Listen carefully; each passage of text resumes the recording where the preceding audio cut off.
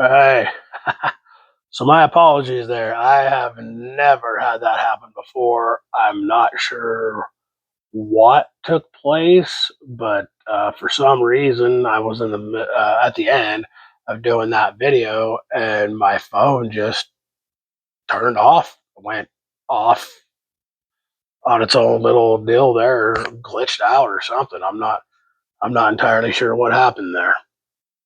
So yeah, my apologies once again. I'll have to add this little tail end as a separate part, kind of like a part two to the video that I was doing, because I don't know any other way to.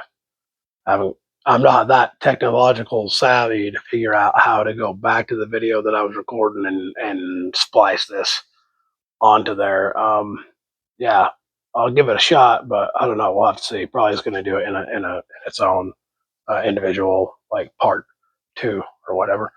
But also, embarrassingly, I was at the very end too. I just had one more little fact that I was going to put out there, and that's the fact that I went on that Hollywood graveyard tangent. That's right. And so yeah, Hollywood graveyard. Check it out if you're a history type person like me and you want to hear uh, in a very respectful manner in how he does it, but he'll show like the grave of the person, and then he'll talk a little bit about the history of said person and how they died and things like that. It's really awesome, and that's actually where I got this little tidbit about Mary Pickford, who was a huge silent film actress. Right, she might even be considered, she's probably considered the first like diva, the first star of her time or whatever.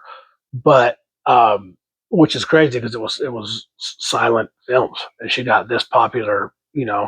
Uh, so she got a contract, and it was for. Now think about this. This was back in, oh geez, 1910, 19 somewhere around there, because they were just making the transition from silent film to talkies and stuff like that as well.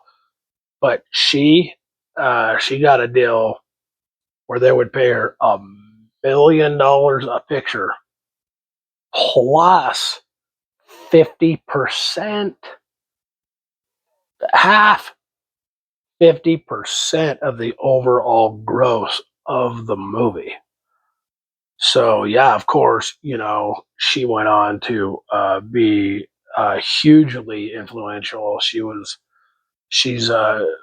one of the uh, co-founders with her husband. What was his name? Now I'm embarrassed. I should have done my research. But she married uh, another big shot, and they started MGM, I believe. Look, I'm going to do it right here. I'm not too embarrassed to do it right here online. So let's see, Mary Pickford husband, because he was part of the deal with the studio. Yeah, Douglas Fairbanks.